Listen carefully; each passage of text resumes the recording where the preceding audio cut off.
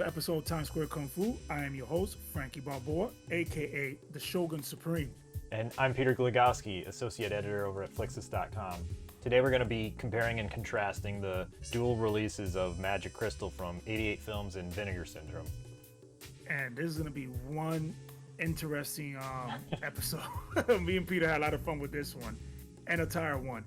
But if you guys new to the channel, I appreciate all the new subscribers and the ones that stuck with us from the very beginning.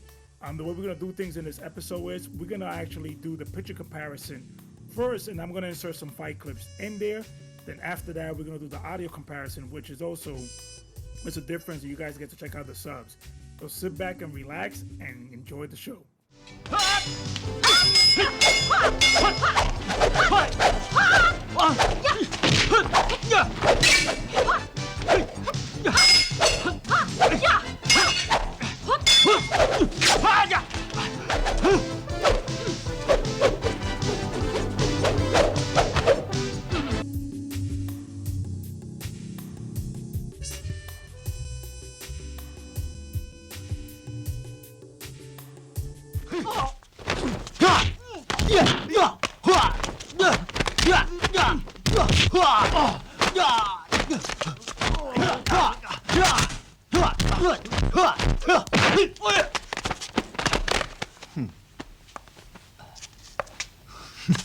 我而家睇你點攞啲證據。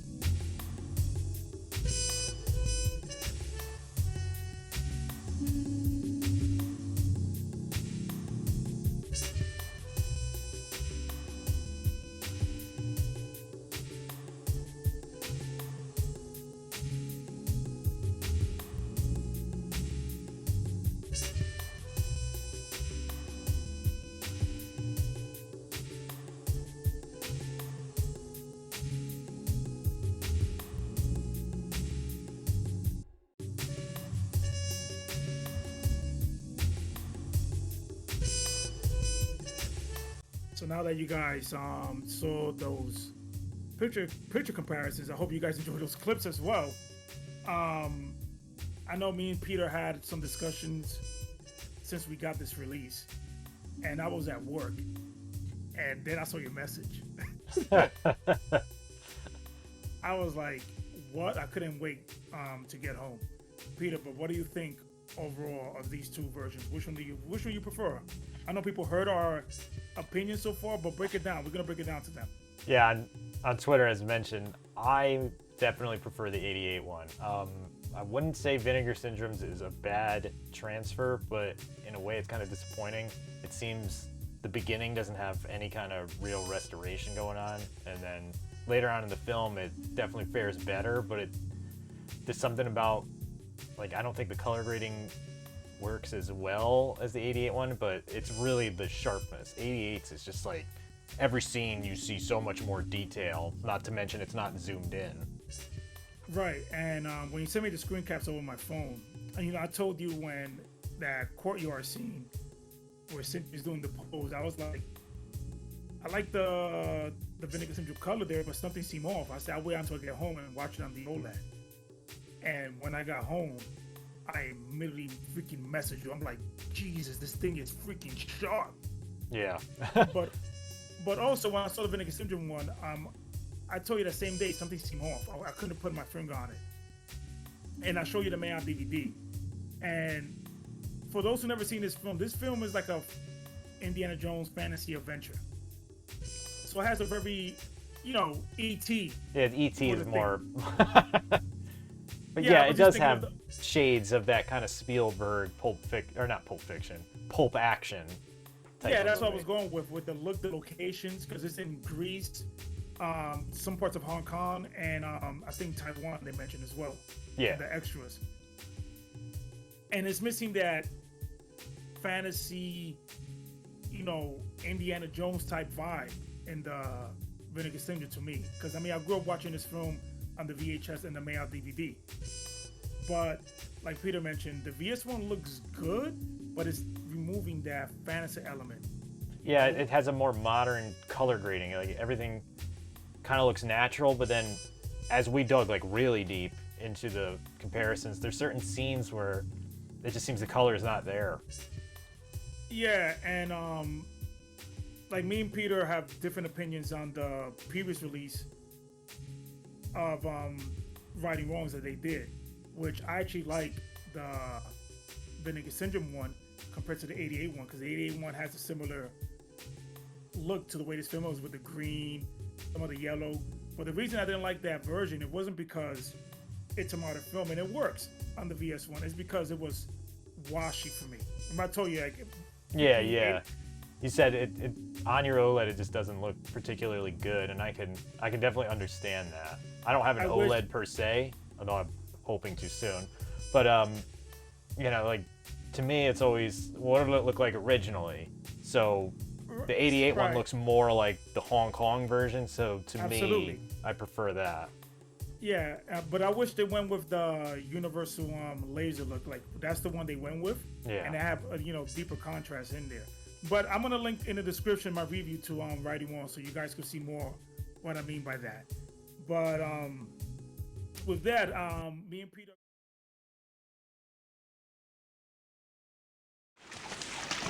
嘢搞掂啦。實俾你。上頭對我邀請外間一流高手擔任警方嘅獵鷹計劃非常滿意，以後大把嘢要你幫手。嘢搞掂啦。實俾你。上頭對我邀請外間一流高手擔任警方嘅獵鷹計劃非常滿意，以後大把嘢要你幫手。不過 When it comes to the audio, Vinegar Syndrome is actually not bad, unless you're listening to the English dub, which I don't know what happened there. But Vinegar Syndrome, it's like, it sounds like that classic kind of feel. It's sort of muffled, a little dim, sometimes harsh, but it is all uncompressed. It's stored in DTS HD Master Audio, so it's not bad. Now on 88's release, this one is like a full digital restoration. They probably had access to either the Laserdisc or maybe like a home audio mix, because it just sounds a lot cleaner. At first, I wasn't necessarily certain. I was kind of listening and like, it could go either way, but then as you get later into the film, like the dialogue is just punchier, the music mixes in better. Like the 88 one's just, and for whatever reason, it's stored in LPCM. So I noticed it right away. I told you, like, holy hell, this thing sounds sharp. Yeah, It's yeah. not harsh, And it's the English clean. dub on the 88 one as well is also similarly restored. So if you And it's listen louder, to too. that, yeah, if you listen to English dubs, then the 88 one's definitely. You know where I go. Yeah, with. I picked it out because we're doing this comparison, but otherwise Yeah. I wouldn't have cared on Vinegar Syndromes because I wouldn't have listened to it. I think because we were very excited with this release, so we were looking for like, come on, what this version might not have better than the other one. You know what I'm saying? So we went in this past weekend. I mean, I love the 88's audio. I mean, there's nothing else I could say. The 88 audio, the subtitles, again. And the subtitles, solid. Either way, I mean, what I like to compare it to is Vinegar Syndrome kind of does the Criterion approach where maybe it's a bit simplified, it's not a direct translation, but the intent's the same. And from everything I could see and that even you found, they both get the same message across. Yeah, so. they get the, it's not like Iceman Comet, which that was off. Yeah, Vinegar Syndrome's definitely, on that release, was not great. Right, but overall, Peter, definitely a worth pickup regardless which version. This fantastic film. Yeah, to me, what makes the Vinegar Syndrome worth it alone is Tony Stella's artwork.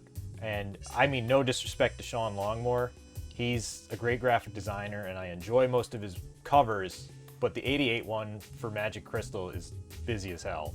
I don't know what's going on there. There's no real vibe, and I kind of get the feeling that he's not being given enough time. But, Yeah. you know, whatever the situation is, I prefer Tony Stella's artwork for this. So, and Vinegar Syndrome has that nice, like, pull-down kind of VHS packaging. So, that is one point in Vinegar Syndrome's favor. The other is that the extras on Vinegar Syndrome are brand new. Now, there's not bad interviews on the 88 one, and they even have another commentary from Frank Jang, but everything on Vinegar Syndrome's is, like, we got Cynthia for a brand new interview. We found the friggin' kid from the movie, and he's, like, almost 50 now, but, yeah, like, that's some good stuff. Yeah, his interview, you guys gotta listen to it. It's hysterical how Oh, Andy Lau. there's also a booklet in the Vinegar Syndrome one. Yeah, Erica Schultz did a good article talking about the blockbuster during the time with E.T., Indiana Jones. Erica Schultz did the book, and definitely good. But that interview with the kid is hysterical.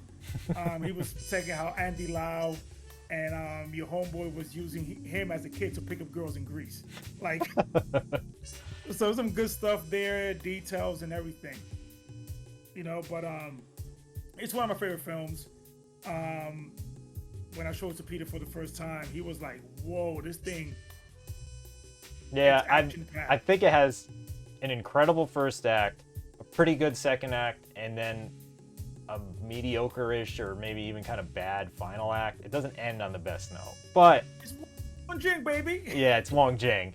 And at least is a consistent movie and doesn't have scenes from other shot projects. So Yeah, but I really like this one a lot because this was one of those rare films where you see one person do a freaking abundance of style. Cynthia, for me, this is her best performance. yeah, best physical performance definitely. Best physical performance. She whips out weapons. She performs about 5 different martial arts styles, and I mean it's pretty wild. And the mom goes crazy, and she's a trained. The you know, mom's martial artist. amazing. Yeah, like it's ridiculous. But overall, highly recommend, regardless which version you guys get. If you're a dual region, I say pick up the 88 release. Yeah, You know? you can't go wrong with the Vinegar Syndrome one. And again, I want to emphasize that I don't think it's bad. It's just disappointing after how Eternal Combat came out looking like a brand new production. That's I'm baffled how good the horrible film got a restoration. Yeah. But anyway, fellas, man, as always, like, share, and subscribe, and until the next one. Peace.